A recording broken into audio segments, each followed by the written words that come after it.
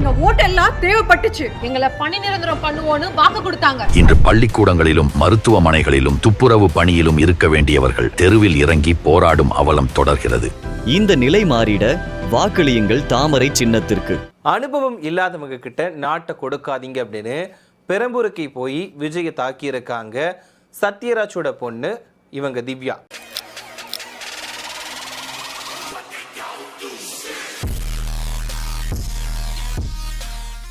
இப்போ அரசியல் களம் அப்படிங்கிறது ரொம்பவே பரபரப்பாக மாறிடுச்சு.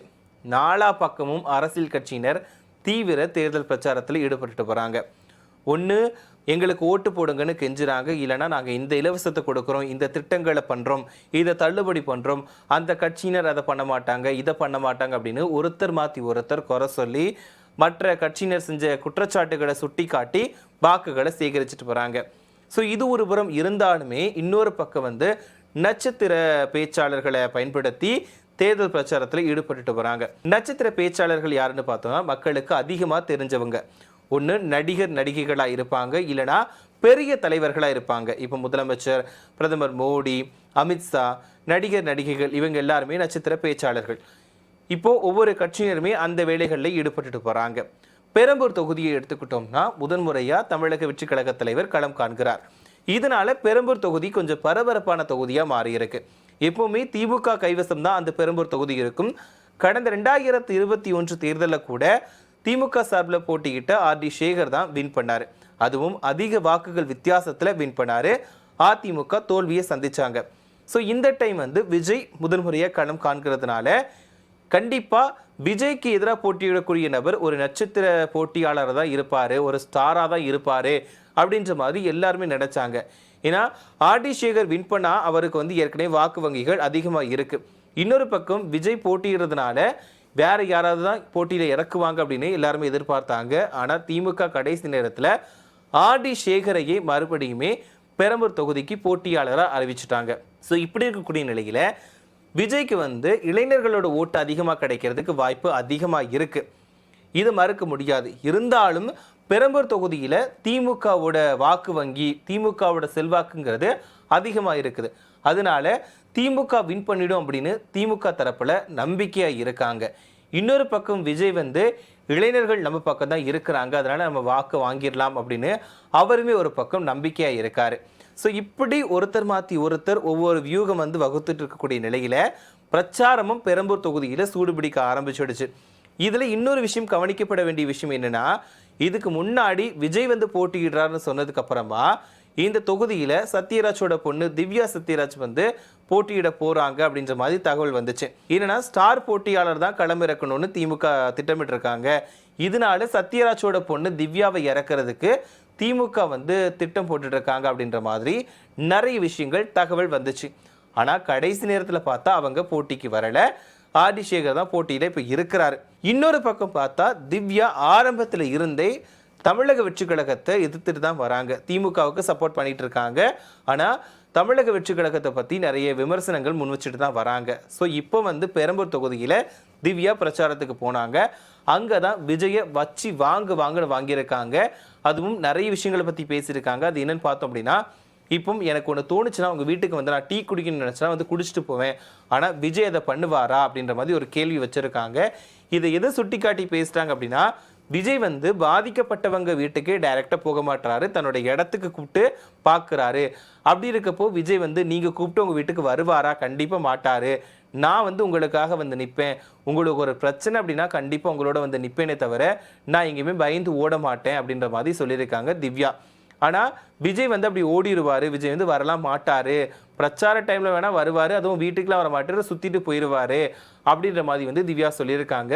அது மட்டும் இல்லாமல் யாருன்னே தெரியாதவங்களுக்கு நாட்டை கொடுக்காதீங்க, அரசியல் தெளிவே இல்லாதவங்களுக்கு நாட்டை கொடுக்காதீங்க அப்படின்ற மாதிரி சொல்லியிருக்காங்க. ஏன்னா விஜய் ஒரு கத்துக்குட்டி, நீங்கள் நாட்டை கொடுத்தீங்கன்னா அவருக்கு என்ன பண்ணுறதுனே தெரியாது, அரசியல் அனுபவம் இல்லாதவங்களுக்கு நாட்டை கொடுக்காதீங்க அப்படின்னு தெளிவாக சொல்லியிருக்காங்க.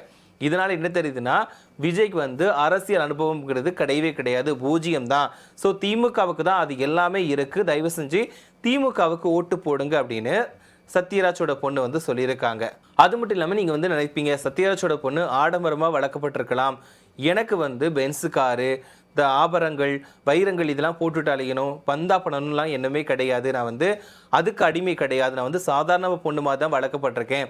எனக்கு வந்து மக்களோட பிரச்சனை என்னன்னு தெரியும். நான் மக்களுக்காக மட்டும்தான் நான் வந்திருக்கேன். அதனால உங்களுக்கு என்ன பிரச்சனைனாலும் நான் உங்க கூட தான் வந்து நிற்பேன் அப்படின்ற மாதிரி வந்து திவ்யா சொல்லியிருக்காங்க. ஸோ இது வந்து எப்படின்னா இவங்க சத்யராஜோட பொண்ணு நார்மலாக இருக்காங்கப்பா அப்படின்ற மாதிரி நிறைய பேர் சொல்கிறாங்க.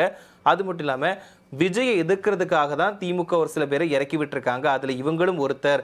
ஏற்கனவே ஜூலி வந்து திமுக மூலமாக இறக்கி விடப்பட்டு தான் விஜய் விமர்சனம் நிறைய பண்ணிட்டு இருக்காங்க அப்படின்ற ஒரு குற்றச்சாட்டு நிறையவே வந்துட்டு இருக்கு. ஸோ அந்த லிஸ்ட்டில் வந்து இப்போ திவ்யாவுமே அதுக்காக தான் இறக்கி விடப்பட்டிருக்காங்க. விஜயை பற்றி குறை சொல்றதுக்கு வந்து பெண்களை இறக்கி விட்டுருக்காங்க அப்படின்ற மாதிரி இவங்களுமே இறக்கி விடப்பட்டதா பேச்சுக்கள் வந்து நிறைய வந்துட்டு இருக்கு. ஸோ இப்படி வந்து திவ்யா கணேஷ் நிறைய குற்றச்சாட்டுகளை முன்வச்சு வந்து உதயசூரியன் சின்னத்துக்கு வந்து வாக்கு சேகரித்தாங்க. ஸோ அவருக்குமே வந்து உற்சாக வரவேற்பு வந்து மக்கள் கொடுத்தாங்க. ஸோ எந்த கட்சியினர் போனாலுமே அவங்களுக்கான ஆதரவாளர்கள் வந்து உற்சாக வரவேற்பு கொடுத்துட்டு தான் இருக்காங்க. ஸோ அந்த மாதிரி பெரம்பூர் தொகுதியில் திமுக ஆதரவாளர்கள் வந்து திவ்யா சத்யராஜுக்கு வந்து ஆரத்தி எடுத்து நல்ல உற்சாக வரவேற்புலாம் கொடுத்தாங்க. இதில் இன்னொரு முக்கியமான விஷயம் கவனிக்கப்பட வேண்டிய விஷயம் என்னன்னா, இந்த முறை பெரம்பூர் தொகுதியில் அதிமுக போட்டியிடலை. அந்த கட்சியில் அதாவது அதிமுக கூட்டணியில் இருக்கக்கூடிய பாமக சார்பில் திலகவதி வந்து போட்டியிடுறாங்க. ஸோ இந்த டைம் வந்து எந்த நடக்க போகுது என்னது நடக்க போகுது அப்படிங்கிறது யாருக்குமே தெரியல. ஏன்னா விஜய் 2 தொகுதியில் போட்டிடுறாரு. ஒன்று வந்து பெரம்பூர், சென்னை பொறுத்த வரைக்கும் அவங்க பெரம்பூரில் போட்டிடுறாங்க. ஸோ இதனால் வந்து பெரம்பூர் தொகுதியில் யார் வின் பண்ணுவா? ஒரு பக்கம் திமுகவோட கோட்டை, அதை வந்து அசைக்கவே முடியாதுன்னு திமுக தரப்புல இருந்து நம்பிக்கையாக சொல்கிறாங்க. இன்னொரு பக்கம் வந்து நான் மாற்றத்தை கொண்டு வருவேன், கண்டிப்பாக நான் தான் சிஎம்மாக மாறுவேன், ஒன்று டிஎம்கே இன்னொன்று டிவிகே, இதுக்கு 2க்கும் இடையில மட்டும்தான் போட்டி, இதில் மற்ற கட்சியினருக்கு இடமே கிடையாது அப்படின்னு திட்டவட்டமாக விஜய் சொல்லிட்டாரு. ஏன்னா அவர் போகக்கூடிய இடங்கள்ல எல்லாத்துலேயுமே திமுக வந்து கிளிகளின்னு கிழிச்சிட்டு தான் இருக்காரு. ஸோ அதே தரப்பில் வந்து திமுகவுமே டிவிகே பற்றி அந்த அளவுக்கு பேசலைன்னா கூட சமீப காலங்களாக பேசுகிறாங்க. இதில் இப்போ சத்யராஜோட பொண்ணு திவ்யா கணேஷ் வந்து விஜய் ஓடிற ஆள், உங்களுக்காக வந்து நிற்க மாட்டார், நான் வந்து உங்களுக்கு நிற்பேன், உங்கள் கூட நின்று பேசக்கூட மாட்டார், உங்களை கண்டுக்கவே மாட்டார் அப்படின்ற மாதிரி வந்து சொல்லியிருக்காங்க. ஸோ இதெல்லாம் வச்சு பார்க்குறப்போ என்ன நடக்க போகுது, பெரம்பூர் தொகுதி எந்த அளவுக்கு ஒரு சூடு பிடிச்ச தொகுதியாக இருக்குங்கிறது தெரியுது. அது மட்டும் இல்லாமல் வாக்கு எண்ணிக்கையின் போது பெரம்பூர் தொகுதி கண்டிப்பாக பரபரப்பாக காணப்படும். ஏன்னா விஜயோட ஆதரவாளர்கள் ஒரு பக்கம் கண்டிப்பா கோஷங்கள் எழுப்பிட்டு அதுதான் பண்ணுவாங்க. திமுக தரப்புல அவங்களுமே அதுக்கான வேலைகளில் ஈடுபடுவாங்க. ஸோ இந்த தொகுதி தேர்தல் முடிஞ்சு வாக்கு எண்ணிக்கை வர வரைக்குமே கொஞ்சம் பரபரப்பாக தான் இருக்கும். ஸோ பொறுத்து இருந்து தான் பார்க்கணும் யார் இந்த தொகுதியில் வின் பண்ண போறாங்க, யார் எவ்வளவு வாக்குகள் வித்தியாசத்தில் வின் பண்ண போறாங்க, எவ்வளவு வாக்குகள் வித்தியாசத்தில் தோல்வி அடைய போறாங்க அப்படிங்கிறத பொறுத்து இருந்து தான் பார்க்கணும். நீங்க என்ன நினைக்கிறீங்க? அதாவது பெரம்பூர் தொகுதியை பொறுத்த வரைக்கும் யார் வின் பண்ணுவான்னு நினைக்கிறீங்க அப்படின்ற உங்களோட கருத்துக்களை மறக்காம கமெண்ட்ல சொல்லுங்க. அது மட்டும் இல்லாம திவ்யா சத்யராஜ் பேசுனதை பத்தி நீங்க என்ன நினைக்கிறீங்க அப்படிங்கிறதையும் மறக்காம கமெண்ட்ல சொல்லுங்க.